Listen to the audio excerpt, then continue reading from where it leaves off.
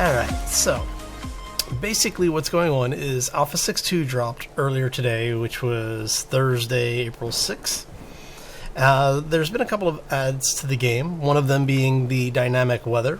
So, unfortunately, we don't have a whole lot of control over it. There are command lines for it. In fact, if you come in here and go weather help, I think it is. Maybe it's help weather. There we go. So what you can do is you can actually go in and set things like if you want different types of rain, fog, whatever. I'm going to let it go because it... Oh, meteor fire rain? That's interesting. Okay. You know what? I was going to let it go, but now I'm going to... see, now I have to try the fire rain. Oh, let's see here. Maybe it has to actually be complete syntaxed.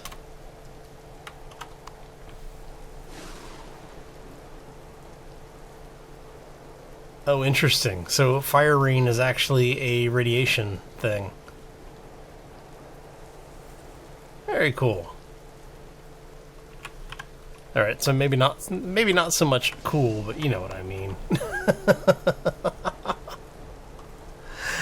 Well, you know what? I think I have to set it to clear. All right.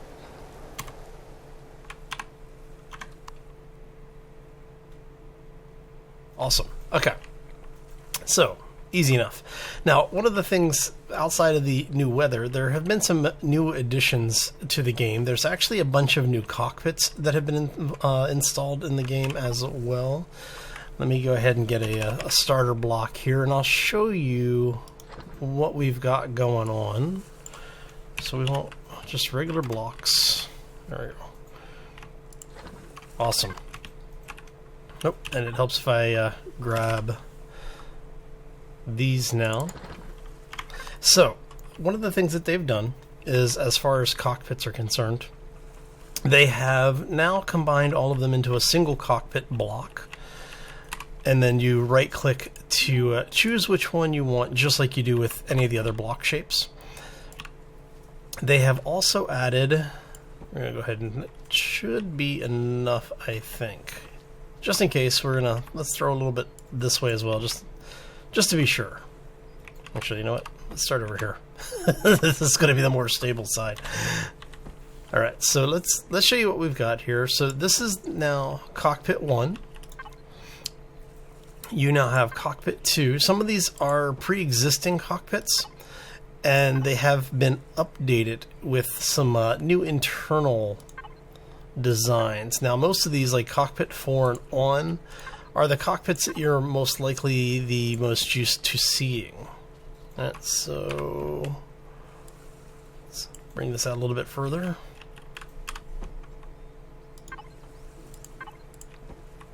And Cockpit 7. Then we get into the open cockpit, and now there's a new open cockpit as well for the folks who are more into that speeder design. Let's take a look at this thing. I really like the new design. So what you're going to see is in any of the new cockpits or the cockpits that have been updated, you're going to see basically this central theme on the rest of the cockpits. Now, for the rest of the sealed cockpits, they've got a new design aesthetic for it. So let's go into this one, the new Cockpit 1. As you can see, we keep the new joystick and throttle theme going. We now have interior spaces for the vent system, so you have in-game renditions of where we're getting our oxygen from when we're running around in these things. Cockpit 2 is the original fighter cockpit, or the more of a fighter style cockpit. A little bit tighter quarters, as you can tell. I kind of like the visibility in this one a little bit better. But, you know, everybody's going to have their own thing, and depending on what the theme is you're going, or the feeling you're going for with the ship design, this one may work for you. My new personal favorite, though, is this one, the Cockpit number 3. And I like this one because it gives us the wide open canopy. As you can see, we have a lot of visibility on all sides.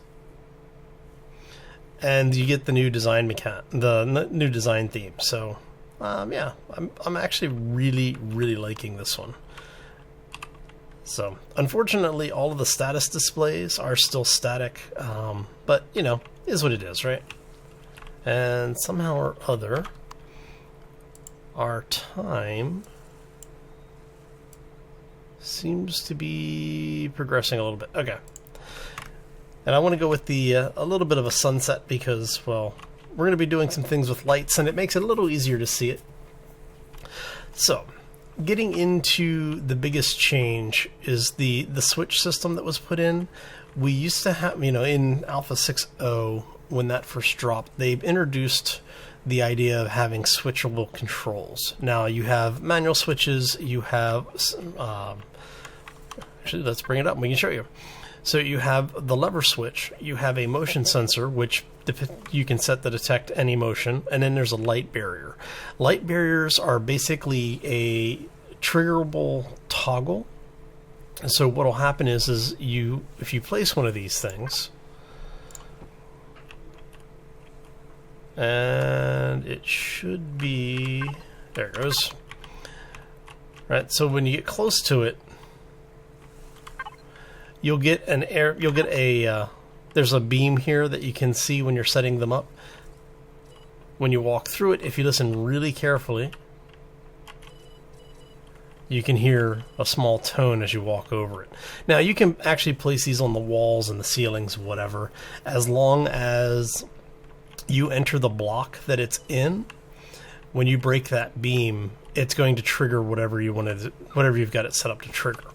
And what we're going to do now is we're going to talk a little bit about how you do this. What they've done is they've introduced logic circuits to the game.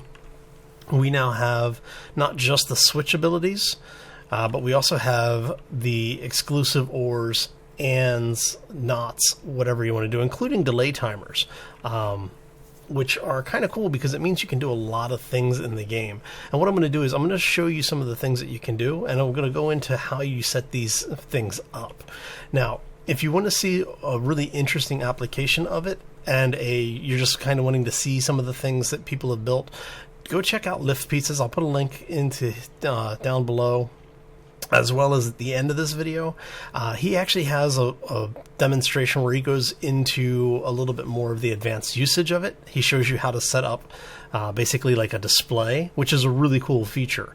But in order to get there, you have to know how to do the basics. And that's what we're going to do here is we're going to show you how to set these things up so you can get started and get in there and start doing your own builds and experimenting with it and see what you can come up with. So the most simple thing that you can do with these new levers is a basic switch. When you come in, you turn it on, it turns the light on, you turn it off, it turns the light off. And then just to show you, nothing else is turning on, right? Okay.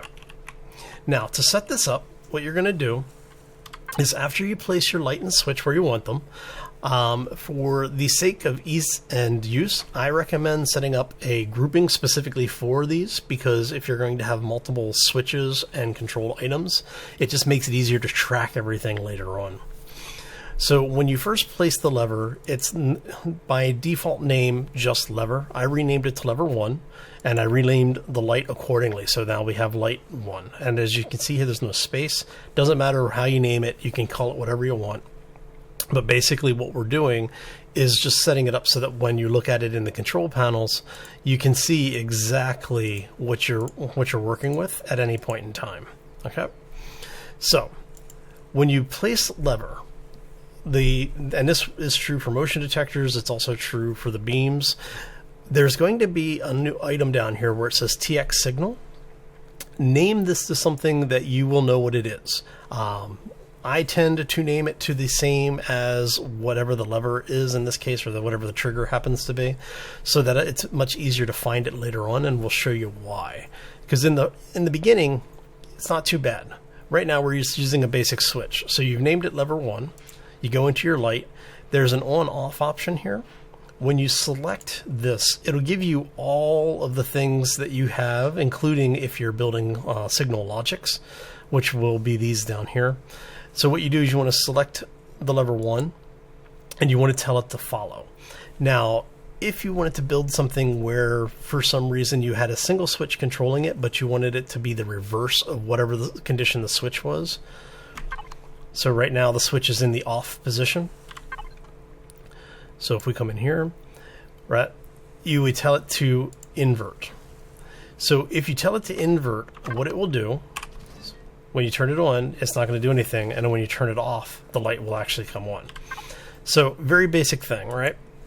Simple logic, you know, pretty easy to grasp.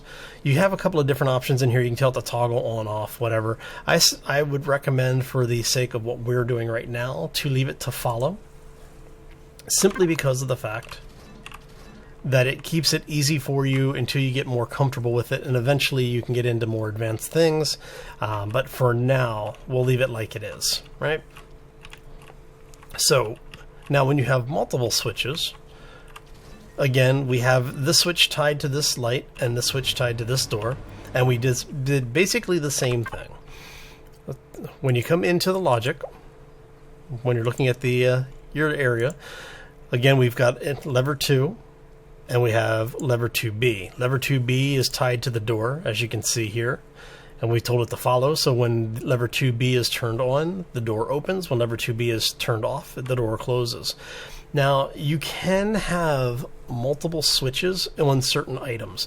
Things like doors, specifically, have an ability to be open and closed, as well as locked and unlocked. So if you have 2 switches, you could tie one switch to the open close, and you just tell it to follow, and then you could do the same with lock unlock.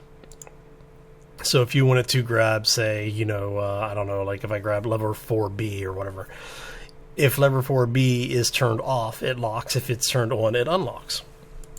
All right. So, or you may need to invert it. I don't remember which way the locks work. I don't play with the door locks too often. Oh. So, but again, this gives you, you know, you can see how the logic goes, what we've done from here, and we've just basically have added a door to the mix, right? Okay. So, we're going to come back to this one because that one actually uses complex logic. First thing we're going to do is come over here to OR. Now, there are 2 functions, right, that are basically the reverses of each other.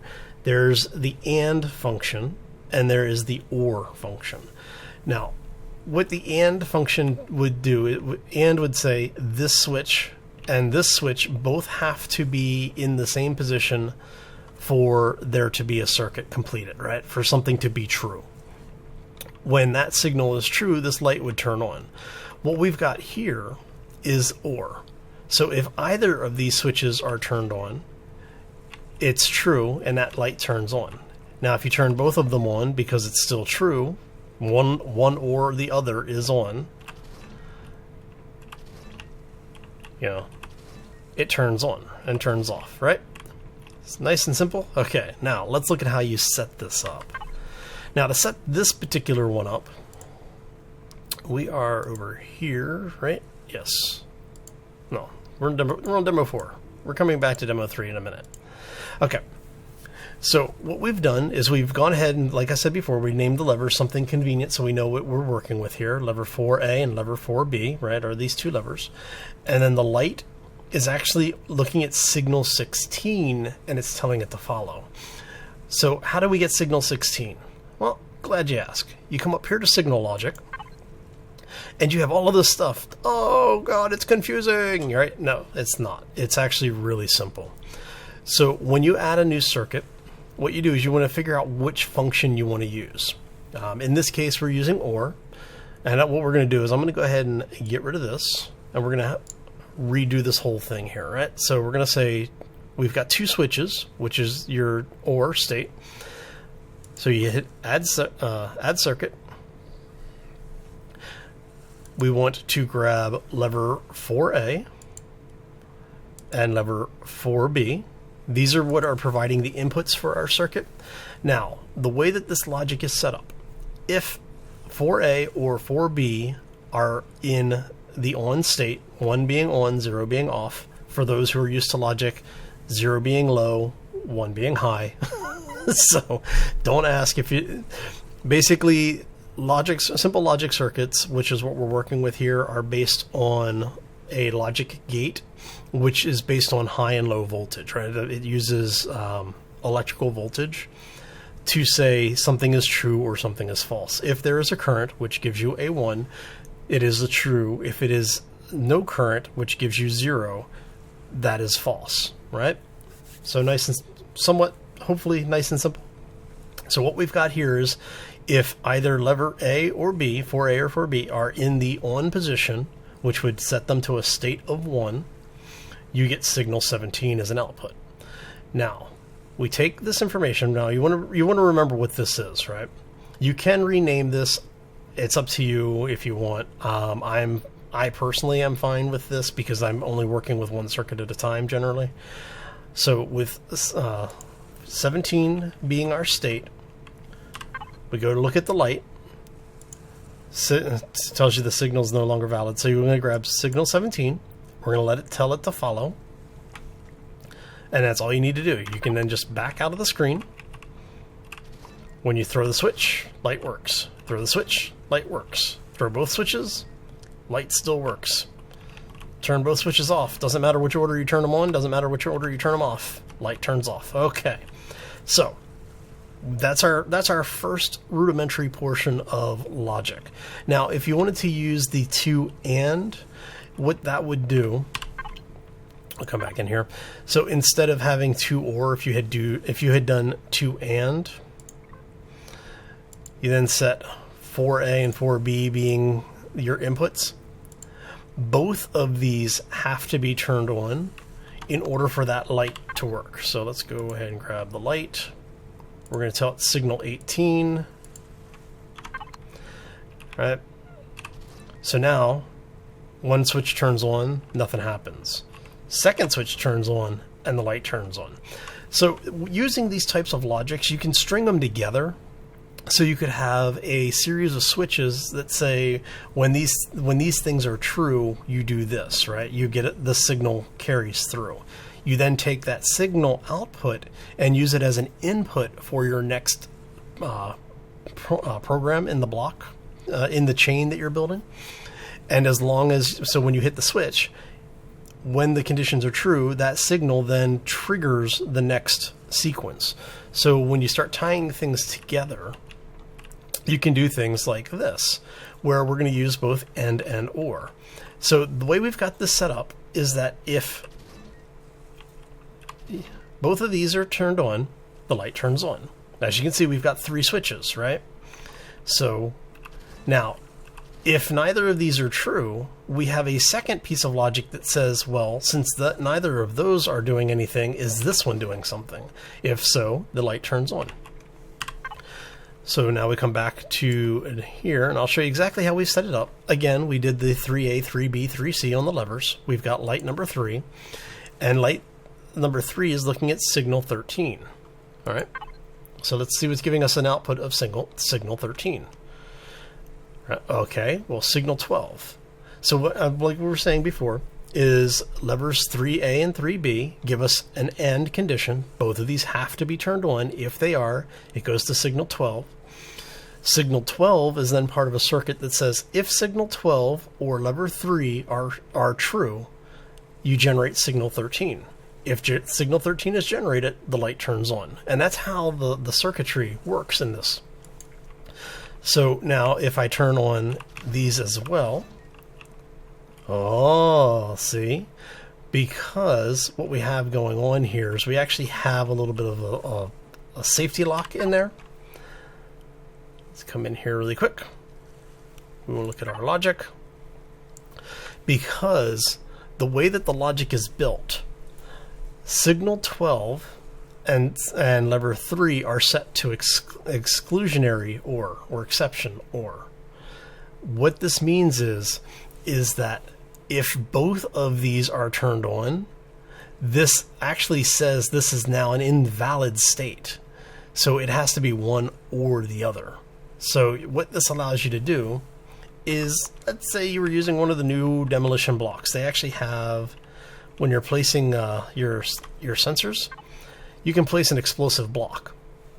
If using, say, a timer system, and you have it set up to do something like destroy your base, right? You throw the master switch, you're the evil villain or you're the hero and you're trying to destroy the evil villain's base.